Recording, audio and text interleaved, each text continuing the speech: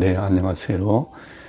허창구 박사입니다. 오늘 이 시간에는 기도에 대한 말씀을 나누고자 합니다. 저의 그리스도인으로서의 생활을 되돌아보면은 기도란 무엇인가, 또 어떻게 기도해야 하는가, 기도의 방법에 대한 그러한 데 대해서 관심이 많이 있었던 것 같습니다. 저도 그래서 오늘은 그 중세의 한 성인이 자신이 체험한 그 기도 생활에 대해서 말씀하시는 것을 제가 잠깐 같이 여러분과 함께 나누고자 합니다. 15세기 1500년대 초에 사셨던 한 성인께서 경험한 것을 제가 같이 나누고자 합니다. 그분에 의하면은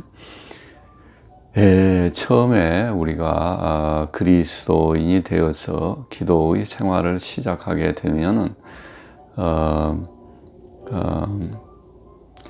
첫 단계의 기도를 하게 되는데요. 기도에는 여러 가지 단계가 있다고 합니다.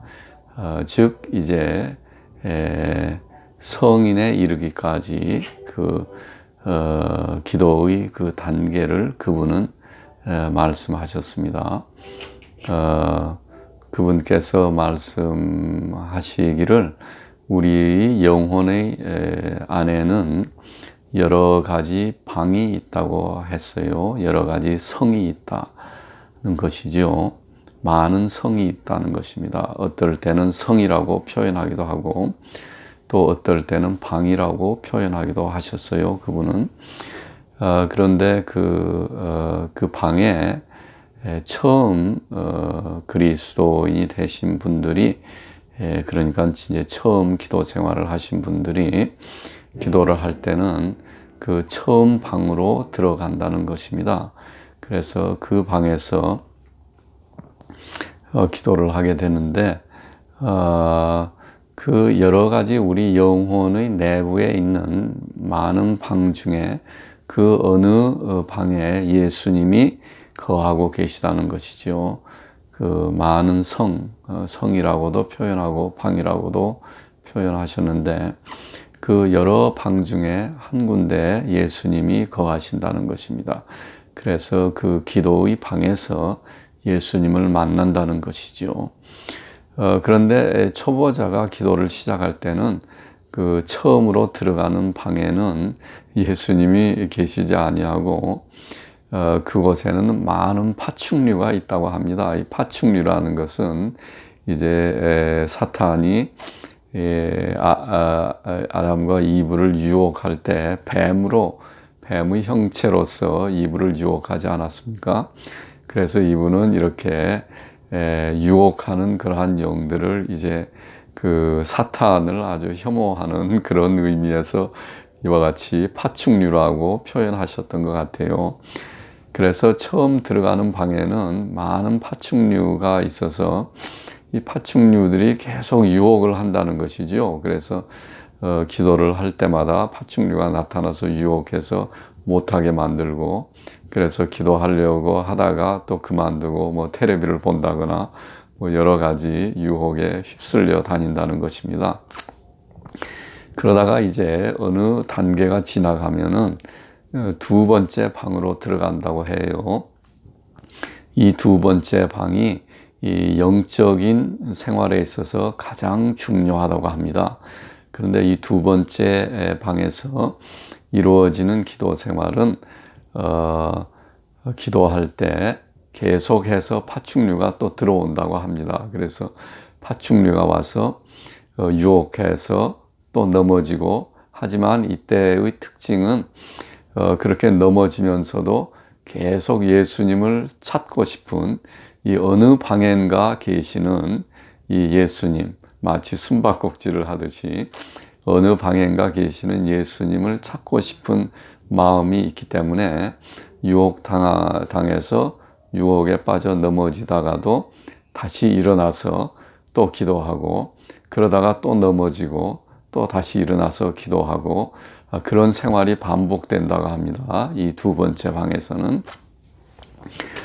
그리고 두 번째 방의 특징은 이 묵상을 하게 된다는 것이죠. 성경 말씀이나 아니면 십자가, 아니면 예수님의 온화한 모습, 양을 품에 안고 가시는 예수님이나 아니면 십자가에 달리신 예수님, 이러한 그림이나 아니면 성경 말씀을 놓고 묵상을 하게 된다는 것입니다. 그래서 이 묵상을 하는 이러한 기도가 아주 크리티컬하고 가장 중요한 기도라고 해요. 이 깊은 영적인 관계로 하늘 보좌와 깊은 영적인 관계로 들어가는 데 있어서 이 두 단계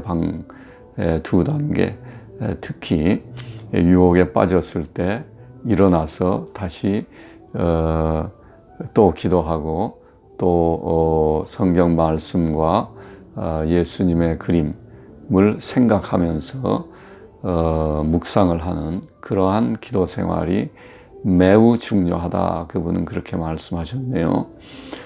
그리고 이 두 번째 단계가 아주 중요한 단계가 일정 시간이 지나가면은 이제 그것이 이제 사람에 따라서 평생이 걸리는 사람도 있고 또 빨리 두 번째 단계를 벗어나는 사람도 있는데요. 이제 세 번째 단계로 들어간다고 합니다. 이 세 번째 단계는 자신의 의지, 자신의 뜻을 하나님의 뜻 앞에 복종시키는 그런 단계라고 합니다.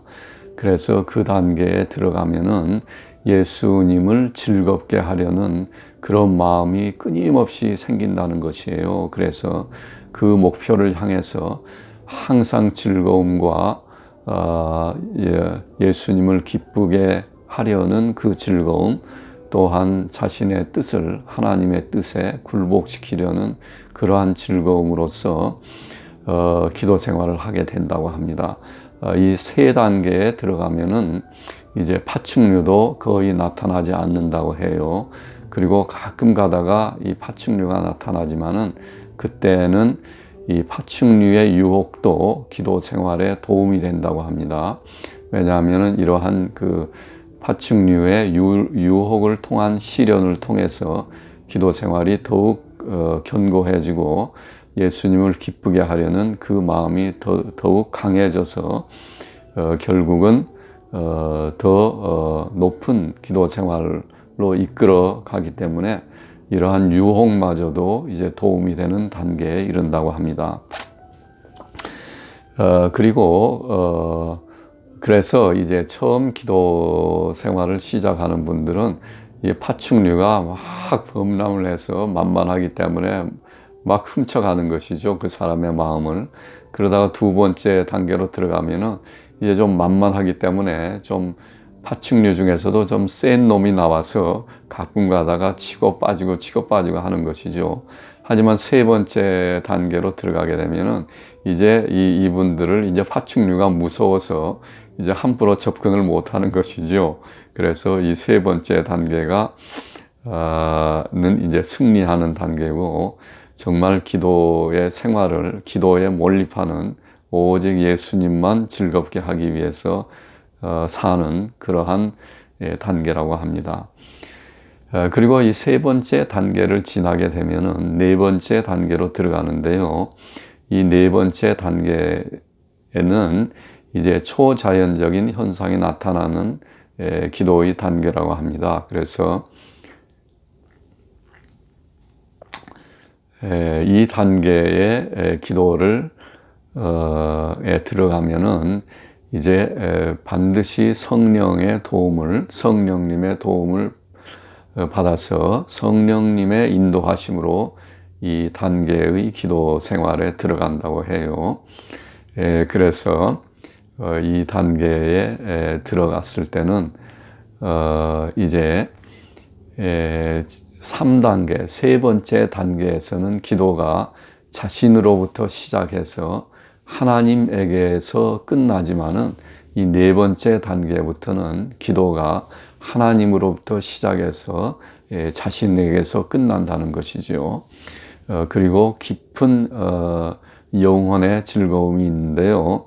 이 영혼의 즐거움은 이 세상이 주는 즐거움과 다르다고 합니다. 그래서 이 3단계 때의 기도의 즐거움이란 이 세상에서도 경험할 수 있는 즐거움과 같다고 해요. 이분에 의하면은 가령 죽었다고 생각했던 분이 오래전에 죽었다고 생각했던 가족이 살아서 돌아온다든가 했을 때 그 기쁨, 아내가 죽었다고 생각했는데 아내가 죽지 않고 살아서 돌아왔다거나 했을 때 느끼는 기쁨이 이 3단계 기도 생활에서 느끼는 기쁨과 비슷하다고 합니다. 하지만 이 4단계에서 하나님으로부터 시작되는 자신에게로 끝나는 이 기도의 4단계의 이 기쁨은 그러한 기쁨과는 분명히 다르다고 해요. 그리고 이 기쁨은 영혼의 기쁨인데요. 영혼 속에서 마치 잔이 있으면은 영혼의 잔이 넘쳐 흘러서 채워지다가 넘쳐서 우리 육체까지도 흘러 들어오는 마치 이 영혼의 기쁨이 이 육체로 들어왔을 때 그때 육체도 기쁨을 느끼는 그러한 확연히 다른 기쁨이라고 합니다. 이분에 의하면은 그리고 이분은 우리의 기도라는 것이 마치 누에 꽃이와 같다고 말합니다. 누에의 애벌레가 조그만 알에서 태어나서 뽕나무 잎을 먹으면서 계속 성장하다가 이제 어느 정도 커지면은 이제 누에의 집을 만든다고 해요. 그러면서 오랜 시간이 걸리지만은 누에의 집을 만들고 마침내 그 속에 들어가서 어느 일정 시간을 보내면은 그때 이제 아름다운 나비가 되어서 날아가는 그러한 비유를 하셨습니다. 그래서 참 아름다운 말씀이죠. 그래서 오늘은 기도의 단계에 대해서 여러분과 같이 나눴습니다. 여러분 오늘도 거룩하신 하나님 아버지와 사랑의 성령님과 죽기까지 희생하신 예수님의 은혜로 여러분들이 큰 축복을 받는 하루가 되시기 바랍니다. 네, 지금까지 저의 말을 들어주셔서 감사합니다.